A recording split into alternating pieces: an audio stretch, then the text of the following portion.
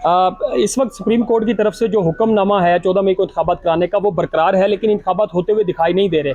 इमरान खान ने जलसों का ऐलान तो कर दिया, अगर इंतखाबात नहीं होते सुप्रीम कोर्ट हुक्म के बावजूद भी तो तहरीक इंसाफ क्या अपना लाहे-अमल देगी। हमारे साथ श्री मज़ारी साहिबा मौजूद हैं, इनसे बात कर लेते हैं। मैडम, क्या लाहे-अमल होगा अगर इंतखाबात नहीं होते 14 मई को? देखिए, अगर नहीं होंगे तो खान साहब ने क्लियरली कह दिया है कि हम आइन और रूल ऑफ लॉ के लिए सड़कों पे निकलेंगे। तो इंशाल्लाह जो खान साहब ने पूरा हमारी स्ट्रेटजी बनी हुई है वो हम इम्प्लीमेंट करेंगे। तो इंतखाबात होते हुए दिखाई दे रहे हैं आपको इस तरह? आप तो देखिए, हम तो जलसे भी इसी तरह कर रहे हैं क्योंकि सुप्रीम कोर्ट का ऑर्डर है 14 मई का, वो ऑर्डर अपनी जगह खड़ा हुआ है, तो हम तो आइन के मुताबिक चल रहे हैं। मैम, आखिरी बता दें कि इस वक्त जो इल्ज़ामात लगाए जा रहे हैं हुकूमत की तरफ से कि इमरान खान साहब इदारों पर अटैक कर रहे हैं, आपने ट्वीट भी किया, क्या कहेंगी?